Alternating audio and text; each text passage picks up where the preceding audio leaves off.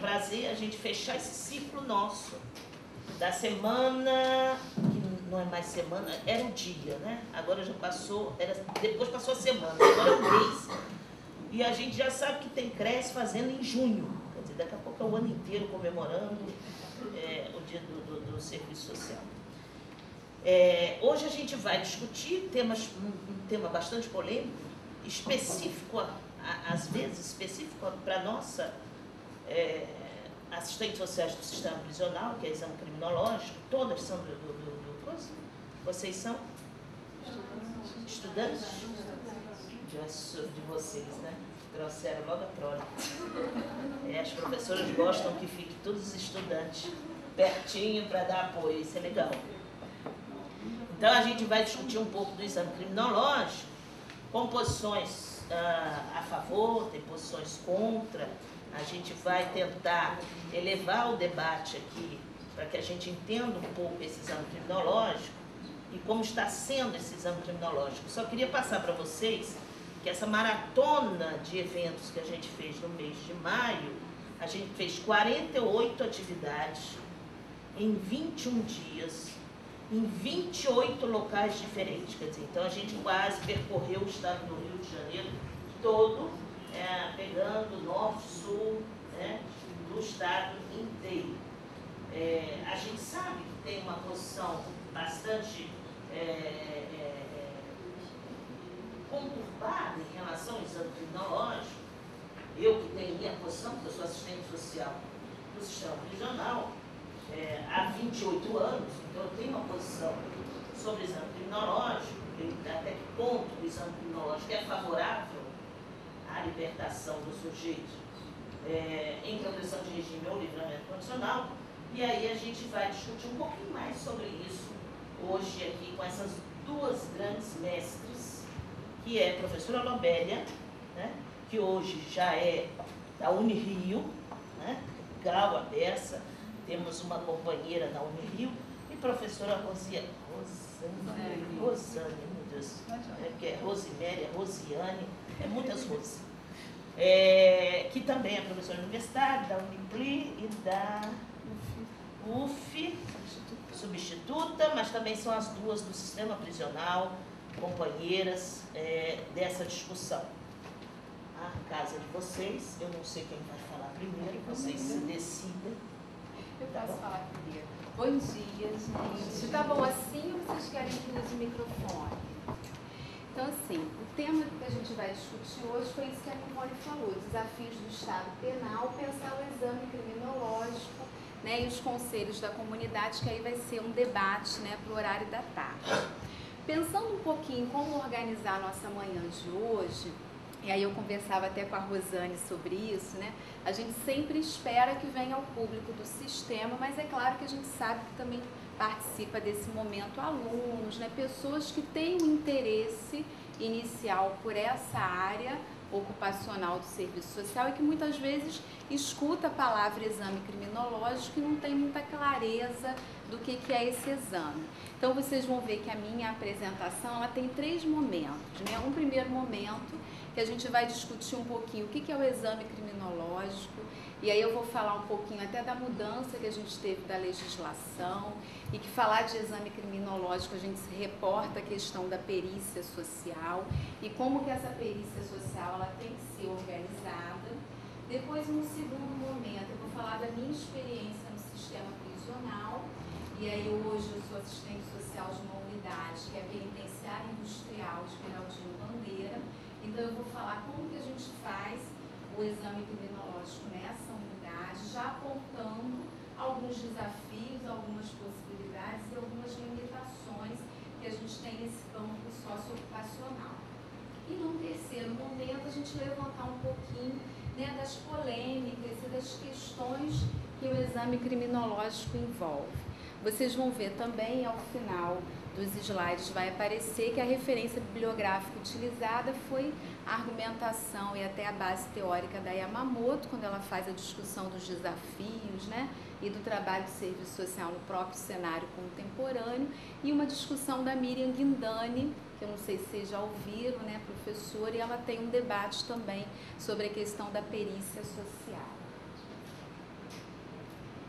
A primeira questão é isso, né? O que é esse exame criminológico? Que questões que ele envolve? Aí eu fui separando algumas interrogações, né? Ele é uma análise só empírica?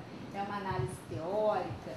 É um exame que classifica o comportamento do preso como bom ou não? Né? Ele é um exame que gira em torno de uma avaliação, avalia a personalidade, é a possibilidade de analisar o apenado e as condições de cumprimento da pena e a questão do plano individualizador da pena. O exame criminológico, não sei se vocês já leram algumas matérias, ele traz muitas polêmicas, não só para o âmbito do serviço social, mas também para o âmbito da própria psicologia. E aí na próxima a gente vai começar a discutir um pouquinho, né, sobre isso. Primeira coisa que é importante para vocês, até que não são do sistema prisional, é entender que o exame criminológico ele passa, né, e ele é de competência e responsabilidade do que a gente chama de comissão técnica de classificação. A comissão técnica de classificação é uma equipe, né, interprofissional, multidisciplinar, que ela é composta pelo diretor da unidade prisional, na condição de presidente dessa comissão, que a gente vai chamar de CTC, 2 chefes de serviço, que muitas das vezes pode ser o chefe do setor de custódia, do setor de segurança, da administração da unidade, o assistente social, o psicólogo e aquelas unidades que possuem o psiquiatra. A gente vai ver que o psiquiatra faz parte dessa composição, mas, por exemplo, aí eu vou falar da minha própria unidade prisional, Esmeraldino Bandeira, a gente não tem psiquiatra lotado. E aí a gente acaba, quando tem a necessidade desse profissional, solicitando aos hospitais psiquiátricos penais, e esse profissional é deslocado um dia e faz os atendimentos na minha unidade. Então o exame criminológico ele vai ser um instrumento, na verdade um exame, um processo de perícia elaborado por esses 3 profissionais, por esses 3 técnicos, o psicólogo, o psiquiatra, né, e o assistente social. Pegando novamente o exemplo da minha unidade, o assistente social e o psicólogo eles são inseridos na unidade e quando chega a necessidade do 3º exame, aí a gente solicita a vinda desse psiquiatra que aí atende, né, os presos. E eu destaquei, né, a mudança da legislação. Na Lei de Execução Penal, da Lei 7.210 de 84, é citado a questão do exame criminológico, né? E a necessidade desse exame não só pensando lá no final do cumprimento da pena desse indivíduo, quer dizer, um exame que vai ser levado em consideração para aquele indivíduo ter uma progressão de regime ou obter a liberdade condicional, como ele também era previsto no início da execução dessa pena, né, buscando, através desse instrumento, construir o plano de individualização da pena. E pontuei a mudança da legislação, né? A Lei 10.792 de 2003, ela já vem retirar a exigência desse exame criminológico, considerando que se o preso ele já cumpriu aquele determinado tempo, só deve ser observada a questão do comportamento desse interno, sem a necessidade do exame criminológico. Na instância do Rio de Janeiro, a gente continua tendo a demanda do exame criminológico, quer dizer, os juízes, a própria Defensoria Pública continua fazendo os pedidos que psicólogos, psiquiátricas e assistentes sociais elaborem, né, o processo da perícia e o exame criminológico. E isso traz uma polêmica para a nossa área. Alguns profissionais são favoráveis à permanência desse exame criminológico e outros profissionais, eles vão começar a questionar a utilidade ou até mesmo as condições em que são elaboradas esse exame. Vocês vão ver, volto a dizer que no primeiro momento a gente vai discutir como ele deveria ser e depois eu vou falar da experiência, partindo do princípio, aí como eu acabei de dizer, é uma questão polêmica, é um debate, mas a minha posição é que esse instrumento ele é importante, né? Cabendo ao assistente social olhar para esse instrumento como um desafio e desenhar, né, uma intervenção até comprometida com o nosso projeto ético-político. Então, pensar o exame criminológico, a gente vai partir dessas 3 questões centrais, né? Como eu já falei, tendo a referência do projeto ético-político da nossa profissão, então pensar como esse exame criminológico pode se articular à dimensão da garantia de direitos, né? Da efetivação dos direitos sociais, a questão das condições e relações de trabalho, não tem como falar o trabalho do serviço social no âmbito do exame criminológico sem pensar também quais são as condições e as relações de trabalho do serviço social nesse cenário. E um terceiro ponto, os traços determinantes do campo sócio-jurídico, que aí eu até destaco no slide, né, que é atravessado pela tradição do positivismo, por uma cultura organizacional com fortes traços de superioridade, de comando, quer dizer, um campo como qualquer outro de intervenção do serviço social, né, tendenciado pela correlação de forças. E falar do exame criminológico, a gente também tem que se reportar que espaço socioocupacional é esse.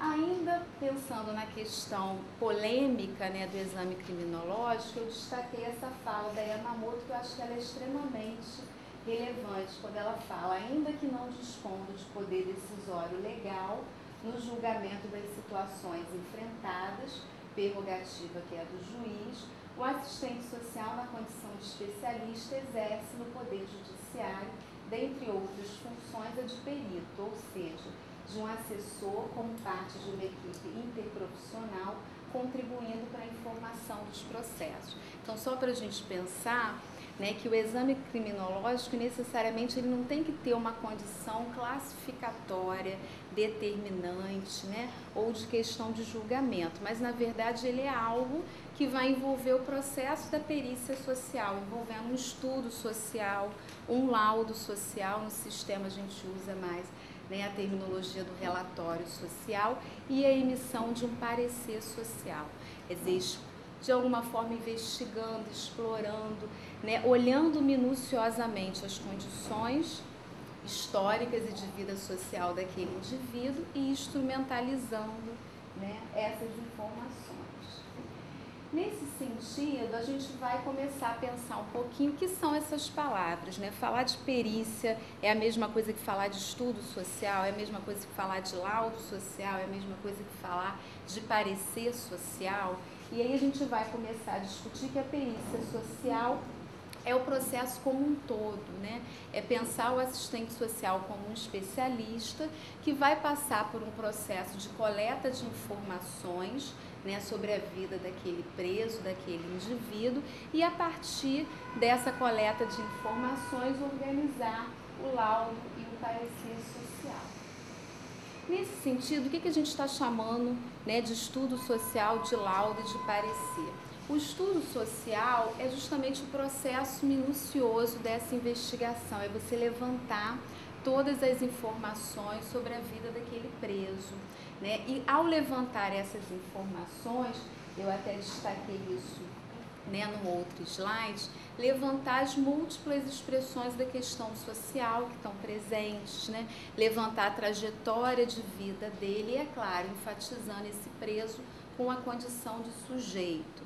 Vocês vão ver na citação da Yamamoto que ela fala que esse estudo social ele pode utilizar diversas técnicas e base instrumental do serviço social, utilizando desde uma entrevista, uma visita domiciliar, né, entrevista aos familiares.